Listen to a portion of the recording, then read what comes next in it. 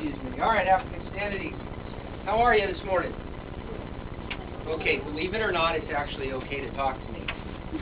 I'm one of the nice guys. Didn't he tell you that?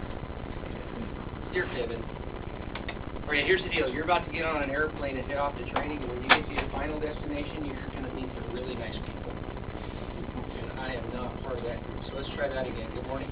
Morning. Now, see, doesn't that just feel so much better? Well, welcome to Freedom's Front Door. And on behalf of the President of the United States, I want to extend his welcome to you and to the Armed Forces as our Commander-in-Chief. And on behalf of Major Godfrey, the Commander here at the Portland Met Station, I want to extend his congratulations to you and welcome you as well. And all our family and guests, welcome, and all the paparazzi. I'm pretty sure you do not want a picture of me or the back of the loved one's head, right? Well, it doesn't make for a very good photo.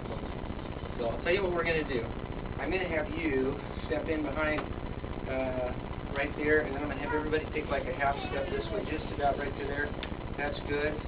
And then if you've got a camera, as much as we can fit, you're more than welcome to come towards the front of the room during the ceremony, where you can get a more memorable photograph. And then I'll do you one better than that. Everybody here's got family guests in the room, right? Right.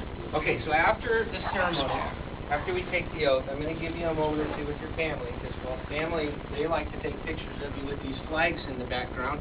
There's usually hugging involved. They like to congratulate you and all that good stuff. And it is good stuff, and I'm going to give you an opportunity to do all that. But before we do take the oath, there's two things I want to say to you personally, because I think it's really significant about this moment. First off, I want to congratulate you on achieving something great for yourself, because not just anyone can join the military. Not everyone gets to come into this room and take the oath and listen. In fact, if you're between the ages of 17 and 24, that age demographics in our U.S. population, 70+% of your peers either can't or won't do what you're choosing to do. Statistically, we know that to be a fact. So now when you put it like that, if you think about it, it really is a great accomplishment, isn't it? Yeah, because you've accomplished something today, and including your delayed entry time, that not everybody can. So I hope you feel proud of that. And you do deserve to be congratulated. The other thing I want to say to you, and this is quite honestly the coolest part of my job, that I genuinely feel honored to have the privilege to be your enlisting officer today, because as a citizen, officially I get to be the first one to thank you. And I mean that very sincerely, not just as a soldier, but also as a citizen.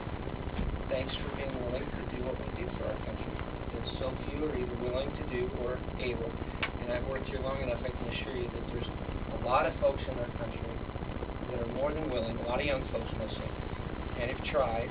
We see them try here every day. And if they were able, then maybe at some point they'd get to stand where you are now. So to me, I think that says more about you. Because you do realize that what you're doing is also considered to be a very noble act, right?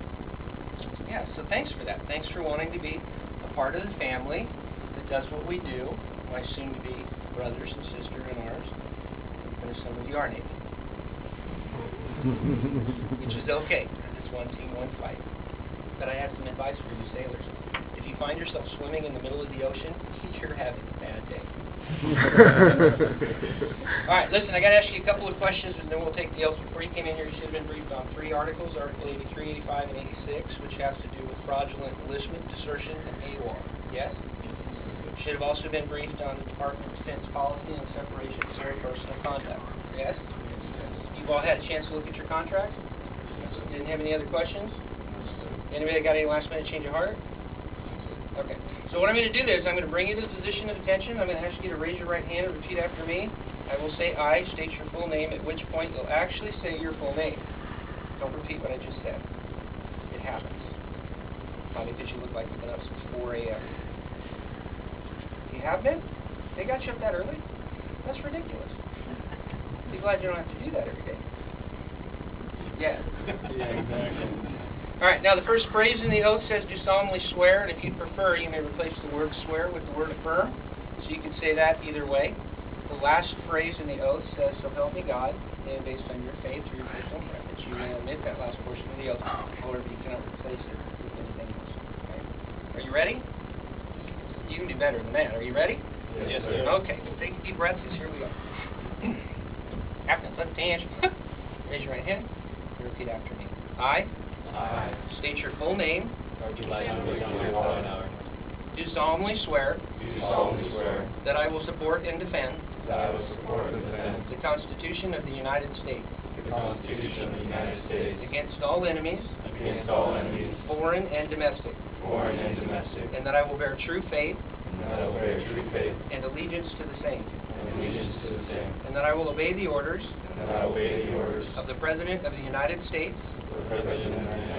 and the orders of the officers appointed over me according to regulation in the Uniform Code of Military Justice. So help me God.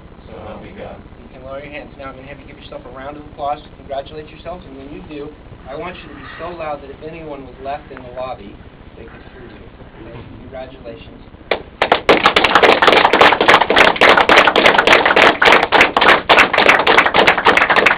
Alright, we'll stand at ease real quick, because this is the cool part. Guess what I get to say to you now? Sailors, soldiers, welcome to the Armed Forces. Again, thank you for what you're doing, and congratulations. I really do wish you the best of luck as you head off to training and start a new adventure in your life.